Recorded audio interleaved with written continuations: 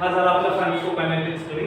याच्यानंतर पुढचा जो पार्ट आहे, जी सेकंड टर्म सांगितली होती ती आहे फार्माकोडायनॅमिक।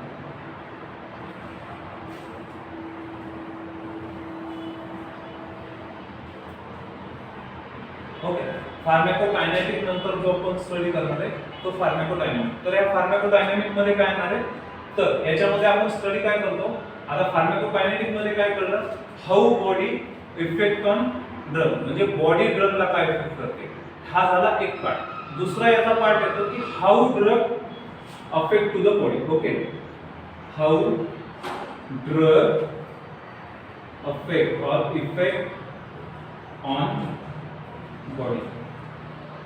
ओके, हा नेक्स्ट पार्ट आहे। एक तर बॉडी ड्रग वर अफेक्ट करणार आहे, हा एक पार्ट झाला, आणि दुसरा आहे जो फार्माकोडायनॅमिक मेथड मध्ये येतो, how drug affect to the body. Okay, याच्यामध्ये सिंपली दोन टर्म येतात। फर्स्ट वन, याच्यामध्ये फर्स्ट जी टर्म आहे ती आहे pharmacological action,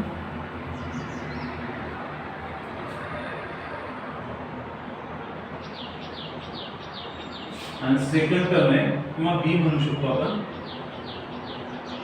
mechanism of action.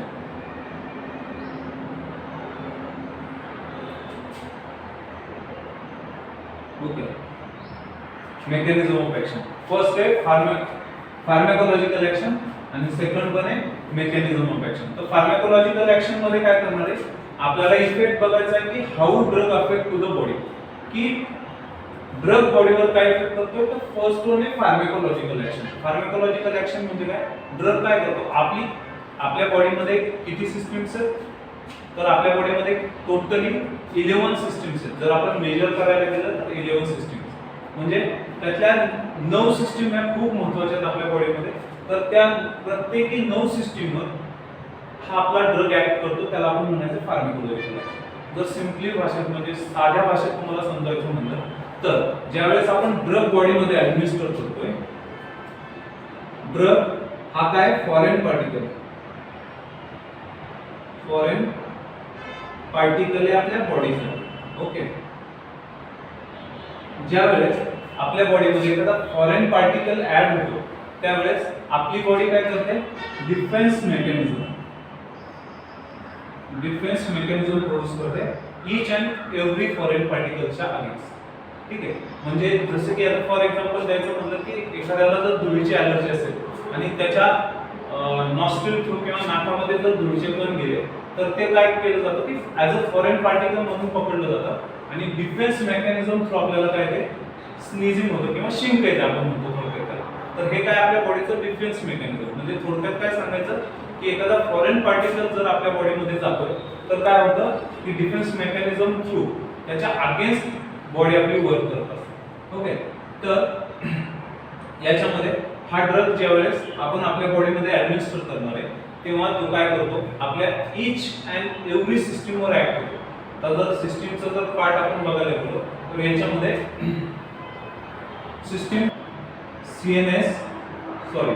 Nervous system, second one आहे सीडीएस ज्याला आपण काय म्हणतो कार्डिओव्हास्क्युलर सिस्टीम, थर्ड वन आहे respiratory system, next one 4 digestive, fifth है आपली lymphatic system, 6th excretory system, 7 endocrine system, 8th one reproductive system,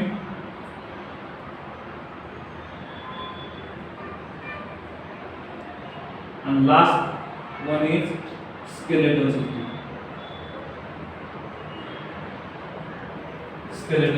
These are 9 systems contain human body किंवा ह्या ज्या 9 सिस्टीम्स आहेत त्या ह्यूमन बॉडी मध्ये प्रेझेंट असतात।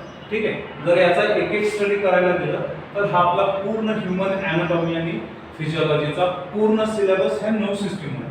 म्हणजे जर जनरल फार्माकोलॉजी किंवा तुम्ही म्हणू शकता फार्माकोडायनॅमिक, फार्माकोकायनेटिक, बायोएबिलिटी हे जर वर्ड सोडले आपण, ठीक आहे, तर यामध्ये हा जो स्टडी, ह्या सगळ्या सिस्टीमचा स्टडी हा आपला अॅनाटॉमीचा पूर्ण सिलेबस आहे. तर याच्यामध्ये ज्यावेळेस आपण नेक्स्ट सेशन घेणार आहे त्याच्यामध्ये आपण हे पूर्ण जे टॉपिक आहेत ते एक नंतर याच्यामध्ये पार्ट्स, त्याच्या अजून बायफर्केशन नुसार किती सिस्टीम पडतात, जसं की हा जो नर्वस सिस्टीम आहे त्याचं अनदर बायफर्केशन होतं 3 पार्ट्स मध्ये. मेजरली जर आपण काउंट करायला गेलो तर 3 पार्ट्स मध्ये बायफर्केशन होतं. फर्स्ट आहे सीएनएस, दूसरा पीएनएस आणि तिसरा आहे एएनएस. स्टडी करताना कॉमनली हा सीएनएस एक साइड स्टडी केला जातो आणि हा जो पीएनएस आणि एएनएस याचा कंबाईन स्टडी केला जातो. कंबाईन स्टडी केला जातो, पण ह्या दोन्ही वेगवेगळ्या सिस्टीम. पीएनएस म्हणजे काय येतं की पेरिफेरल नर्वस सिस्टीम आणि ANS means what autonomic nervous system. हा जो काही पार्ट आहे तो नंतर हळूहळू आपण जसे की हे जेव्हा चॅप्टर आपण स्टडी करणार आहे वन बाय वन, तसा तुम्हाला याच्यामधला डिफरन्स, याच्यामध्ये काय काय पार्ट इन्क्लूड होतात ते मी तुम्हाला नंतर सांगत आहे. पण आता आपण काय बघतोय तर फार्माकोडायनॅमिक मध्ये फार्माकोलॉजिकल ऍक्शन्स बघतोय. फार्माकोलॉजिकल ऍक्शन्स म्हणजे काय, जेव्हा एखादा ड्रग आपल्या बॉडीमध्ये एंटर करणार आहे त्यावेळेस तो या सर्व सिस्टीम्सवर काय होणार आहे, ऍक्ट होणार आहे. ओके, तर त्या ड्रगचा या सिस्टीमवर काय इफेक्ट होतो याचा स्टडी आपल्याला कशामध्ये करायचा आहे, फार्माकोलॉजिकल ऍक्शन्स मध्ये करायचा. ओके, हे झाले फार्माकोलॉजिकल ऍक्शन्स टर्म.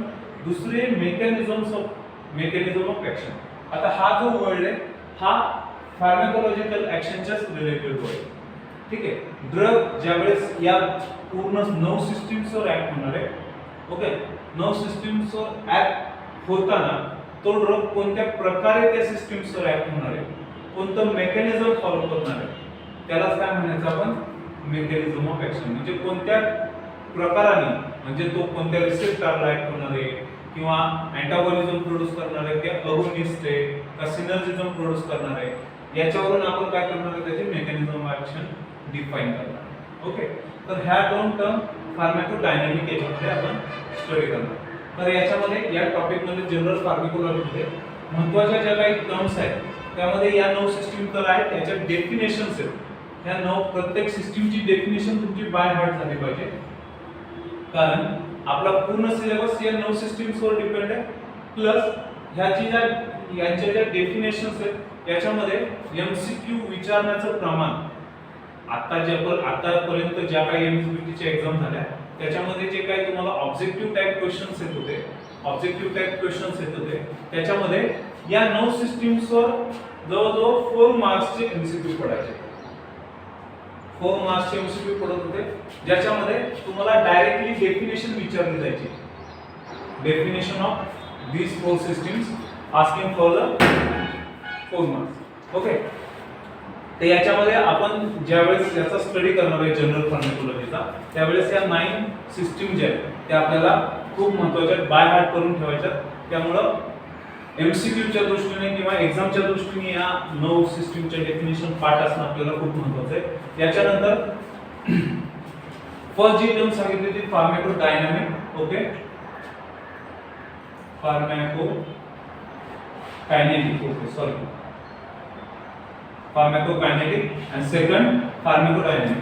ह्या सुद्धा 2 टर्म खूप महत्त्वाचे आहेत. त्याच्यामध्ये फार्माकोकायनेटिकची डेफिनेशन, सिम्पली फार्माकोकायनेटिकची डेफिनेशन काय होऊ शकते की how body affect on drug. याच्यामध्ये 4 वर्ड जे आहेत ते मगाशी पण मी तुम्हाला सांगितले, ते 4 वर्ड आहेत: ऍब्सॉर्प्शन, डिस्ट्रीब्युशन, मेटाबॉलिझम आणि एक्सप्रेशन. एडीएमई ह्या 4 फॅक्टर्स महत्त्वाचे ते तुम्ही या फार्माकोकायनेटिकच्या डेफिनेशन मध्ये सुद्धा ऍड करू शकता. ज्यावेळेस तुम्हाला जी बल्की बनवायची, सिम्पली तुम्ही लिहू शकता की pharmacodynamic is a how body affect on drug. एवढं सेंटेन्स दिलं तरी तुम्हाला पूर्ण मार्क मिळणार आहे त्याचे. प्लस तुम्ही ही प्रोसेस सुद्धा याच्यामध्ये एक्सप्लेन करू शकता. ओके, नेक्स्ट टर्म आहे फार्माकोडायनॅमिक. फार्माकोडायनॅमिक मध्ये काय करतो आपण, how drug affect on body. Okay, म्हणजे ड्रग बॉडीवर काय इफेक्ट करणार. पहिली जी टर्म होती त्याच्यामध्ये बॉडी ड्रगवर काय इफेक्ट करणार ते आपण शिकलो. याच्यामध्ये काय शिकायचं आपल्याला की ड्रग बॉडीमध्ये एंटर केल्यानंतर बॉडीवर काय काय परिणाम होणार आहेत ते आपल्याला फार्माकोडायनॅमिक मध्ये शिकायचं. ज्यामध्ये 2 महत्त्वाचे टर्म आहेत, फार्माकोलॉजिकल ऍक्शन्स आणि मेकॅनिझम ऑफ ऍक्शन. ओके, ह्या टर्म सुद्धा मी तुम्हाला एक्सप्लेन करून सांगितलंय. त्याच्या पुढचा जो पार्ट आहे जो आपल्याला स्टडी करायचा आहे तो म्हणजे रूट ऑफ ऍडमिनिस्ट्रेशन. ओके, याच्यामध्ये रूट ऑफ ऍडमिनिस्ट्रेशन.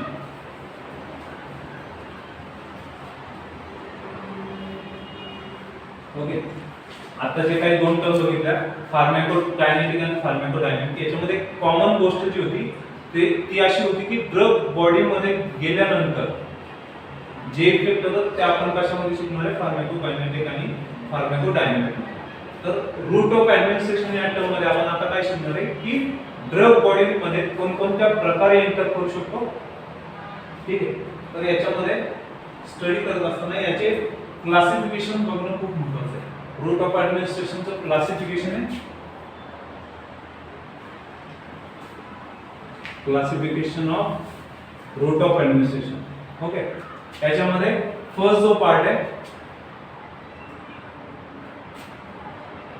याच्यामध्ये येतो सिस्टेमिक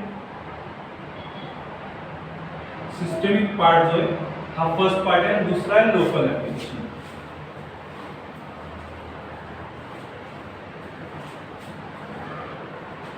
ह्या महत्वाचे दोन पार्ट पडतात रूट ऑफ ऍडमिनिस्ट्रेशन मध्ये.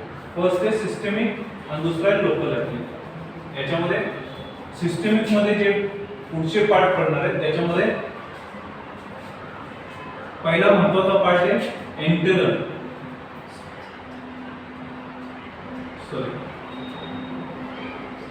सिस्टेमिक मध्ये ओके एंटरल आणि पॅरेंटल हे सिस्टेमिकचे दोन पार्ट आहेत. सिस्टेमिक म्हणजे काय, drug actually reaches into the blood circulation म्हणजे आपण त्याला सिस्टेमिक म्हणतो. याच्यामध्ये एंटरल आणि पॅरेंटल. पॅरेंटल मध्ये जे काही तुमचे इंजेक्शनचे टाइप्स आहेत त्याच्यामध्ये आपण म्हणू शकतो इंट्राव्हेस्क्युलर, इंट्राव्हेनस, इंट्राकार्डियाक, इंट्राथिकल, इंट्रासबलिंगुअल, सबक्युटेनियस हे सगळे टाइप कशामध्ये येणार, पॅरेंटल मध्ये येणार. आता एंटरल मध्ये काय काय येणार आहे, एंटरलचे पण परत फर्दर टाइप पडतात पण आपण आता इथं एक खाली लिहिलं. फर्स्ट जो पार्ट आहे ओरल, दुसरा आहे रेक्टल, ओके, तिसरा आहे sublingual. These are the three types of enteral route. Oral मध्ये काय सिंपली आपण माउथ कॅव्हिटी थ्रू हा ड्रग आपल्या बॉडीमध्ये ऍडमिनिस्टर करणार आहे. ओके, रेक्टल मध्ये काय थ्रू द एनस थ्रू आपण ड्रग ऍडमिनिस्टर करतो ज्याला आपण रेक्टल. याच्यामध्ये specially suppository of vaginal tablets use in the rectal use. Okay, rectal route. Next one is sublingual route. Sublingual route means what? Below the tongue.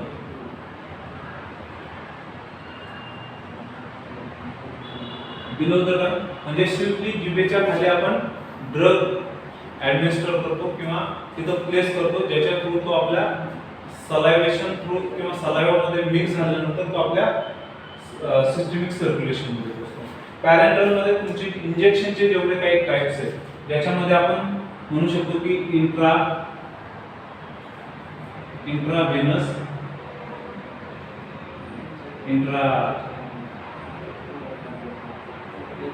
Muscular, सबक्युटेनियस, इंट्राकार्डियाक अशा प्रकारचे जे काही तुमचे इंजेक्शनचे टाइप्स आहेत किंवा ज्या रूट थ्रू आपण इंजेक्शन ऍडमिनिस्टर करतो सिरिंज आणि नीडल थ्रू, तर हे सगळे टाइप्स आपले कशामध्ये येणार, पॅरेंटल रूट मध्ये. ओके, नेक्स्ट लोकल ऍप्लिकेशन्स मध्ये काय येणार आपल्या, तर जे काही आपण लोकली अप्लाय करणार आहे ज्याच्यामध्ये आपण काय क्रीम्स, लोशन्स, ओके, अशा टाइपचे जे काही प्रिपरेशन्स आहेत किंवा फॉर्म्युलेशन आहेत जे आपण यूज करणार आहे लोकली अप्लाय करून किंवा स्किन थ्रू आपण जे अप्लाय करणार आहे ज्याला आपण लोकल ऍप्लिकेशन म्हणतो. तर हे सगळे टाइप जे आहेत ते लोकल ऍप्लिकेशन्स मध्ये येणार आहे. ओके, तर हे झालं क्लासिफिकेशन थोडक्यात रूट ऑफ ऍडमिनिस्ट्रेशनचं. First systemic and local application. Systemic मध्ये further bifurcation to the enteral and parental. Enteral मध्ये oral, rectal and sublingual. These three roots very important for the enteral category. Then parental roots. Parental root मध्ये काय करणार आहे? Intravenous, intramuscular, intracardiac, intrasubcutaneous, intrathecal. These category included in the parental root. Okay. आता याचे advantages आणि disadvantages आहेत, पण ते आपण नेक्स्ट पार्ट मध्ये किंवा नेक्स्ट सेशन मध्ये आपण याचे मेरिट्स आणि डिमेरिट्स आपण स्टडी करणार आहोत. तर मित्रांनो, आजचा सेशन तुम्हाला कसा वाटला हे कमेंट बॉक्स मध्ये मला सांगायचं आहे. आणि याच्या रिलेटेड जे काही एमसीक्यू असतील ते आपल्या टेलिग्राम चॅनलवर आपण रोज 5-5, 10-10 क्वांटिटी मध्ये आपण प्लेस करत आहोत. ते एमसीक्यू सॉल्व्ह करण्याचा प्रयत्न करायचा आहे, जेणेकरून आम्हाला पण समजेल की तुम्ही आतापर्यंत किती तुमचा स्टडी झालाय, इथून पुढे तुम्हाला किती गरज आहे. त्याच्यासाठी ते एमसीक्यू सॉल्व्ह करण्याचा प्रयत्न करायचा आहे. त्याच्यासाठी तुम्हाला आमचा टेलिग्राम चॅनल सबस्क्राईब करावा लागेल.